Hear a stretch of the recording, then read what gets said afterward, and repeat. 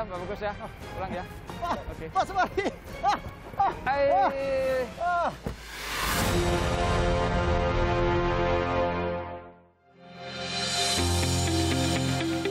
Mas Harto, kenapa tiba-tiba ada di sini? Saya lari dari tadi. Iya. Ngejar Pak Supari karena Iya, saya tenang tahu dulu, Pak tenang Supari dulu. ada di Bandung kan. Saya Terus? mengajak Pak Supari pergi ke satu brand lokal keren banget teh nih Pak, teh artisan. Kalau begitu, bareng-bareng saya aja. Beneran, Ayo, Pak? naik mobil. Aduh, jangan naik mobil Pak. Terus? Itu gimana Pak? Ya, Oke, Pak? oke. Oh iya, Ya. itu dulu. Bagus, makasih ya. Hari ini langit kota Bandung lumayan cerah. Seru nih bisa riding sambil berpetualang mengenal brand UMKM lokal yang ada di Bandung langsung ditemani oleh Pak Supari. Nah, akhirnya kita sampai di tujuan. Ini adalah rumah BUMN yang juga sekaligus menjadi tempat berjualan produk Swarga Flower Tea.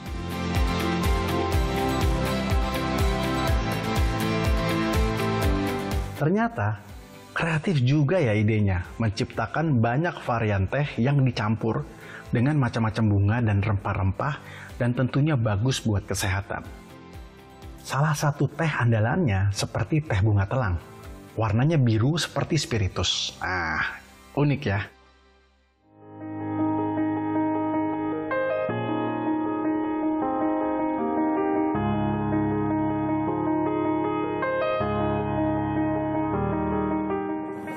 Nah, Pak Supari, ini teh Nita. Oh, Teh Nita. Teh Nita ini usahanya di bidang teh. Teh artisan, Iya. mereknya namanya Swarga Tea. Aduh, keren banget. Keren banget, Adem. mesti kenal. Makanya dari tadi Adem. saya kejar-kejar Pak Supari ya untuk ketemu sama Teh Nita. Terima kasih Pak waktunya. Kebetulan Mas Harto, ini mantri saya ini, Ah. Kang Indri. Salam kenal, Bang. Iya. Ngomong-ngomong nih, gimana Teh Nita memberanikan diri masuk ke dunia teh? Awalnya karena saya sudah merasakan manfaatnya Pak. Jadi saya 4 tahun yang lalu saya punya masalah dengan pencernaan. Akhirnya teman saya memberikan coba ini pakai teh telang. Karena dia itu 10 tahun yang lalu sempat ke Thailand Pak. Masuk ke sebuah pedesaan di mana pedesaan itu tuh memberikan teh biru untuk para tamunya sebagai penghormatan. Dia penasaran dong, ini apa ya gitu. Pas dia liatin pohonnya, wah ini asli Indonesia, banyak banget. Kenapa tidak termanfaatkan gitu?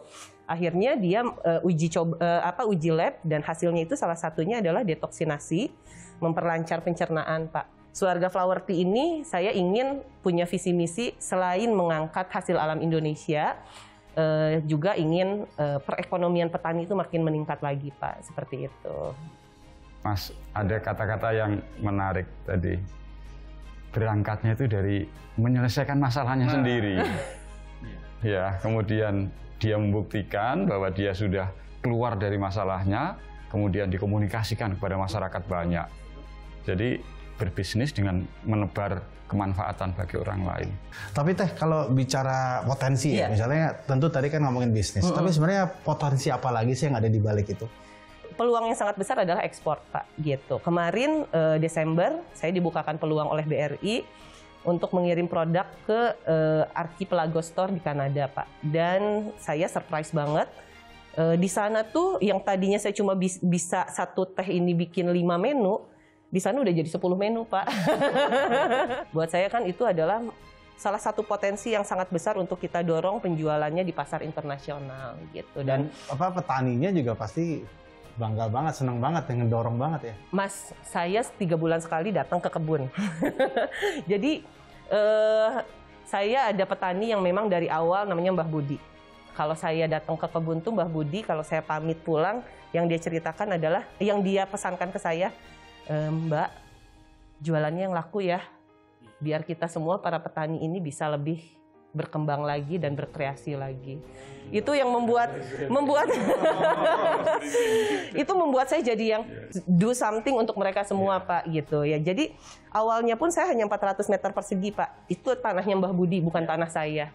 Kita yakinkan Mbah Budi untuk bahwa menanam bunga telang beserta rempah ini bisa memperbaiki perekonomian. Dan betul Pak, dari 1 kepala keluarga, sekarang udah 14 kepala keluarga, dan beliau yang mouth to mouth ke tetangga-tetangga bahwa do something yang baru, yang memang secara ekonomi jauh bisa lebih berkembang lagi. Petani di daerah saya juga yang dikembangkan oleh BRI sama potensi seperti Mbak Nita itu, jadi ingin mengembangkan para petani-petani untuk naik kelas lagi gitu. Sama nanti kita kan mau ke sana juga Pak, ke daerah yang kita kembangkan. Seru ternyata ngobrolin soal ide kreatif dalam bisnis UKM, apalagi sudah bisa tembus pasar ekspor. Wah, Mantri BRI yang satu ini memang paling oke. Tahu aja pelaku UMKM mana yang bagus untuk didampingi. Nah, kalau gitu Mbak Nita, kita daftarin aja Mbak Nita di link UMKM BRI. Biar di sana tuh kan kita bisa berkolaborasi Mbak Nita antara UMKM yang satu dengan UMKM yang lainnya. Gitu. Oke, siap. Caranya gimana sih Mas? Nah, nanti jadi kita daftarkan masuk tuh UMKM-nya Mbak Nita, kita daftarkan masuk ke link UMKM-nya BRI. Nah, nanti kan di sana isinya tuh antara UMKM yang di bawah binaan BRI. Seluruh Indonesia? Yes, jadi bisa berkolaborasi. Nah, salah satunya di Bandung ini, kita juga kan ada di RKB. Nah, di sana jadi kita bisa belajar banyak gimana cara meningkatkan UMKM. Berarti kita bisa selain tukar informasi, kita juga bisa kolaborasi ya, seluruh Indonesia. Oke, gitu. Siap. Oke, Mbak Nita. Siap daftar. Sip. Nah, jangan kemana-mana, karena saya akan kupas rahasia kreativitas Swarga Flower Tea yang katanya berkarya dari hati. Sesaat lagi.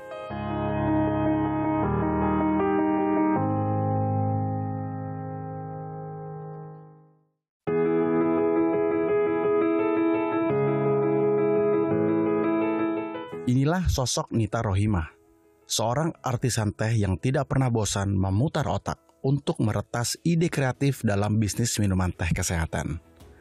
Baginya, selalu berinovasi dan melakukan diversifikasi produk adalah kunci mempertahankan roda bisnis UKM-nya.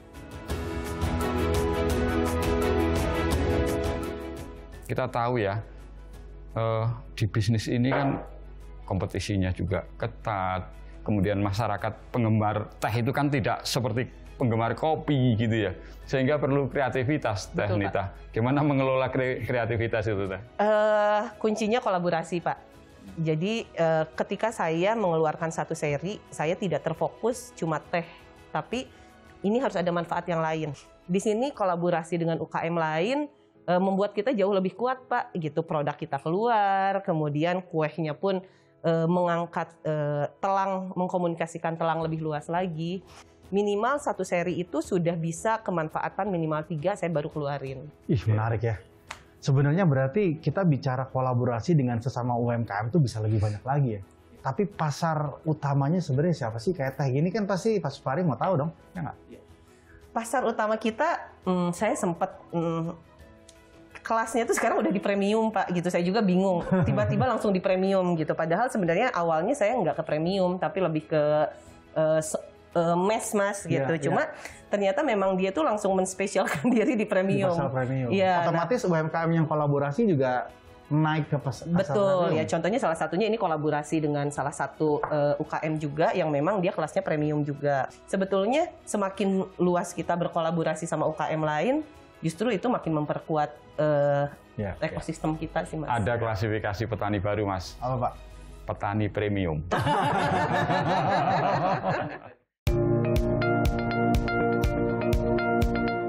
Pak, ini ya kayak gini-gini ya, apa yang dilakukan sama Teteh ya. Iya. Ini sebenarnya asal punya hati, mau menggali gitu, pasti harusnya bisa banyak Pak.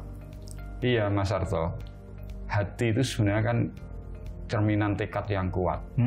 Bicara tentang bagaimana seorang pelaku usaha itu menemukan daya saingnya, mampu berkompetisi. Itu kan ada 4 tingkatan Mas Arto. Tingkatan yang pertama itu adalah golongan orang-orang yang menyalahkan lingkungan. Kenapa saya nggak berkembang? Yang salah orang lain. Sudah, kalau sampai di situ status quo dia nggak akan berkembang. Selesai. Kemudian yang tingkat kedua itu jadi pemain. Pemain itu biasanya sulit untuk tumbuh. Karena dia hanya mengambil porsi tertentu sudah puas. Gitu. Tingkatan berikutnya itu adalah pelopor. Dia selalu di depan, tapi sesungguhnya kalau tidak hati-hati Mas, dia akan disusul oleh orang lain lebih cepat. Karena yang dilakukan itu lebih mudah ditiru. Ya. Nah, tingkatan yang ultimate terakhir ini Mas adalah kreator. Teh-Nita itu adalah seorang kreator. Terima kasih Pak. Yang muncul adalah ide-ide dan gagasan kreatif, dan itu tidak akan pernah berhenti, Mas. Betul. Ya, dan dia akan melihat lingkungan bisnisnya itu sebagai pemicu untuk dia berkreasi. Kira-kira begitu, Mas.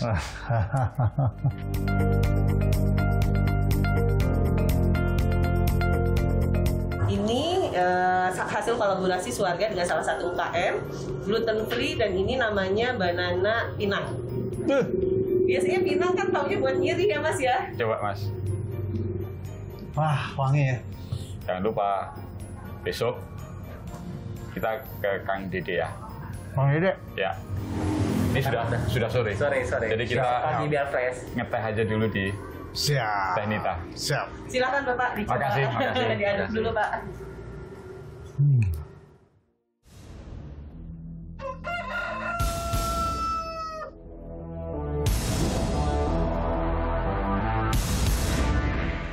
Nah, setelah kemarin Pak Supari bilang bahwa sekarang ada klasifikasi petani premium, nah hari ini saya berkesempatan kenal langsung dengan beliau.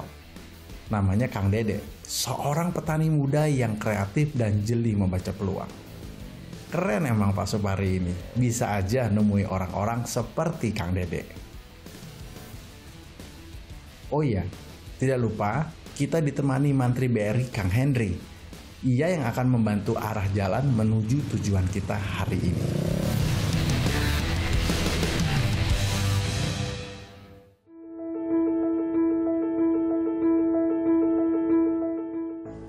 Pak Supari. Nah, akhirnya Pak Supari ngenalin saya dengan petani muda yang kreatif ini. Kang Dede ini ternyata sosok yang sangat ramah, dan saya yakin Kang Dede pastinya nggak akan pelit untuk berbagi ilmu taninya dengan kita. Kang, apa bedanya petani zaman dulu sama sekarang? Kalau zaman dulu masih monoton. Kalau zaman sekarang kan ada teknologi baru kayak mesin kultivator nggak main cangkul. Kalau dulu cuma cangkul aja. Sekarang jauh lebih canggih. Sekarang lebih canggih. Kayak mesin rumput dulu cuma pakai arit, sekarang pakai mesin rumput. Jadi saya ngikutin zamannya. Lebih cepat, lebih baik gitu. Lebih efektif juga gitu. Dari produksinya kan lebih bagus, dari olah lahan lebih cepat, biaya tenaga kerja dikurangi. Soalnya tenaga kerja kalau misalkan masih manual kita harus memakai banyak orang. Kalau pakai mesin 100 tumbak atau 1400 meter bisa cepat, jangka 3 hari udah beres. Gitu. Tapi butuh berapa lama ya petani bisa memahami itu? Susah nggak sih proses transformasinya Pak? Transformasinya nggak lama sih. Ya, soalnya kan begitu mesin udah ada keluar, kita sekarang tinggal buka-buka YouTube juga udah tahu modernisasi. Ini kan Kang Dede ini kan jatuh bangunnya 4 tahun ya Kang ya. Betul. Kemudian ada potensi kayak begini, labu acar ya. Labu acar. Setahun itu tetap proses yang sulit katanya Kang Dede waktu saya kenal Kang Dede itu. Dari mungkin ketemu saya itu hanya 5 ton ya waktu 5 itu. ton produksinya, sekarang udah nyampe 20 ton. Di musim karena menggunakan teknologi. Iya. Lumayan naik tinggi produksinya. Komoditas sayur labu acar ini katanya yang jadi unggulan, dan sekarang lagi proses panen. Hasil panen di sini bisa dibilang luar biasa. Kesuksesan petani muda seperti Kang Dede Koswara ini memang patut ditiru. Oke, saya akan ajak Pak Supari untuk ikut merasakan memanen sayur labu acar. Sesaat lagi, saya mau mencari tahu ide kreatifnya bisnis sayuran Kang Dede dengan kelompok tani reggae di daerah Ciwidey, Bandung. Jangan kemana-mana, tetap di Petualangan Brilian.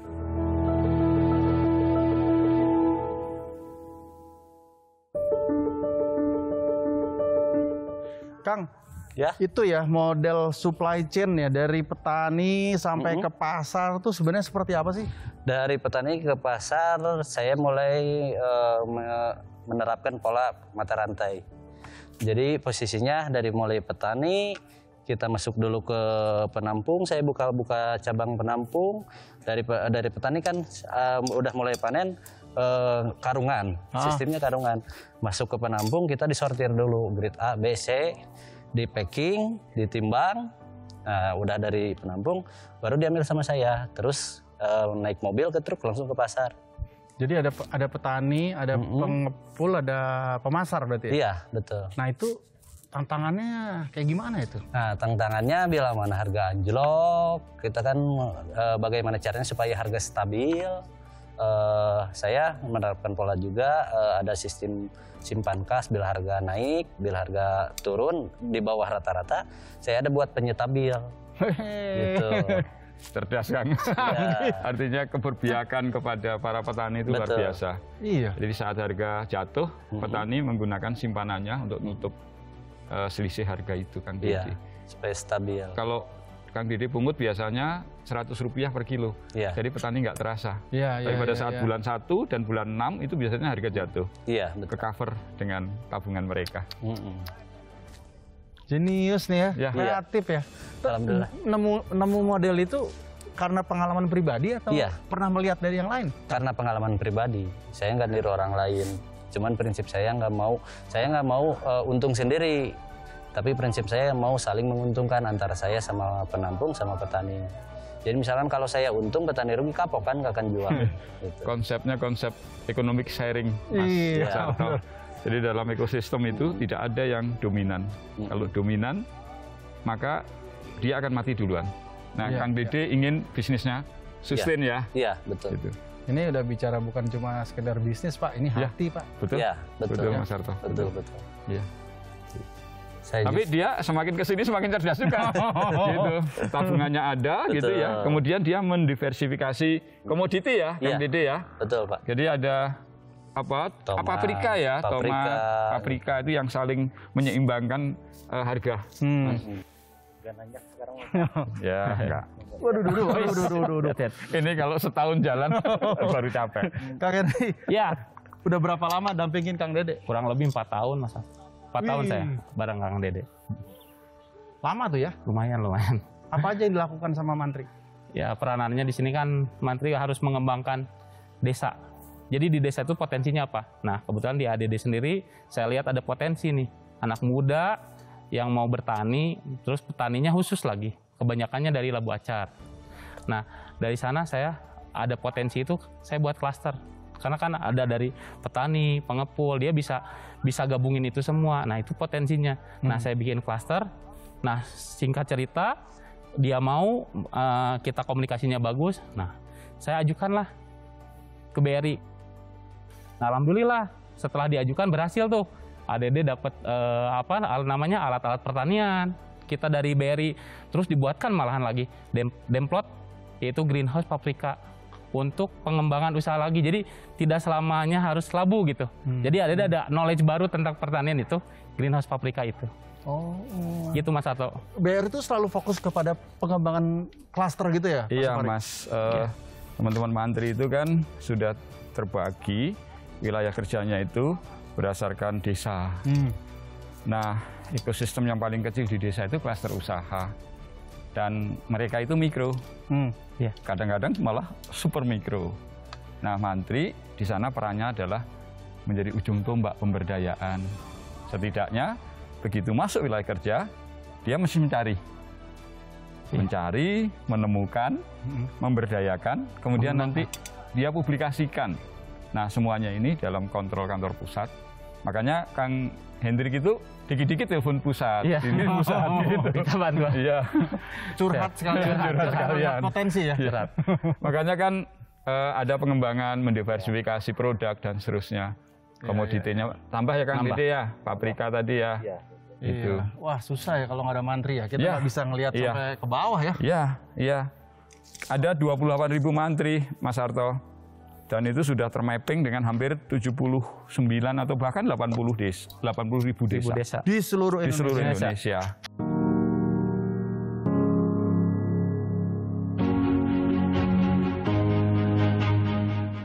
Ternyata seru juga ya melihat proses panen para petani sayuran di sini.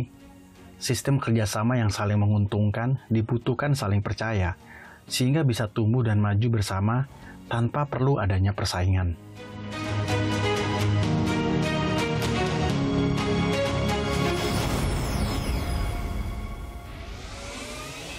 Ide brilian ini memang luar biasa dampaknya bagi kesejahteraan ekonomi para petani dan para pengepul sayuran pasar induk. Sebagai bagian dari proses komitmen kerjasama, Dede Koswara selalu memastikan ekosistem roda bisnis sayuran ini tetap bisa terjaga. Saya bergabung sudah dari 2017 gitu, dari 4-5 tahun saya sudah merasakan seluk-beluknya di reggae itu seperti apa gitu. Awalnya saya nggak percaya gitu untuk gabung ke reggae ini seperti apa, karena dulu reggae ini hanya mengekspor barangnya itu ke pasar-pasar kecil gitu. Tetapi sekarang setelah ada perubahan gitu, perombakan struktur organisasi, nah jadi si reggae ini terus berkembang gitu sehingga ke pasar-pasar yang ada di seluruh Jawa Barat, sehingga sampai ke Tangerang. Saya percaya bahwa bisnis itu harus menguntungkan semua pihak, dimulai dari petani, penampung, sama pasokan pasar. Pokoknya saya yakin, pokoknya harus untung semua pihak, nggak ada yang dirugikan. Pak, jadi bicara ide kreatif itu ternyata luas banget ya. Iya. Dari Mbak Nita Swarga, Iya. dengan seperti model seperti itu, Iya. sekarang dengan Kang Dede bikin apa tuh, rantai model itu juga bisa disebut ide kreatif ya Pak? Iya, Mas Harto. Di era teknologi informasi yang semakin di depan, kemudian kompetisi kan semakin ketat, Mas. Betul, betul. Di samping itu juga resources itu menjadi sangat terbatas. Maka dalam sebuah proses usaha atau proses bisnis itu kreativitas sangat penting untuk memberikan nilai. Betul. Gitu, Mas. Dan bisa jadi itu jadi unsur pembeda yang luar biasa diperlukan hari ini ya Pak? Betul, Mas Harto. Contohnya di sektor pertanian kayak Kang Dede ini, itu nggak bisa lagi ekstensifikasi, harus intensifikasi. Ide-ide kreatif harus ada di situ. Diskusi kita keseharian ini kan kaya dengan ide-ide kreatif ya. Betul, betul. Kalau ini ditularkan kepada masyarakat pelaku usaha, mungkin sangat bermanfaat. Pak, ini kan kita lagi nular, ini kan lagi sedang tayang kita. Kaca. Ya tapi harus lebih banyak nih Pak. Ya. Kita kayaknya harus cari tantangan lain, naik motor ke daerah yang jauh lebih luas nih Pak ya. Kita Mungkin coba ya. ke Banten asik. Wah, ke Banten, Keren. ke Banten. Temukan kisah-kisah inspiratif penggiat UMKM yang menjadi garda terdepan penjaga perekonomian bangsa. Bersama para brand aktivis, para penggiat brand lokal, dan para mantri BRI yang punya tugas mulia memberdayakan usaha mikro dalam petualangan brilian di episode selanjutnya.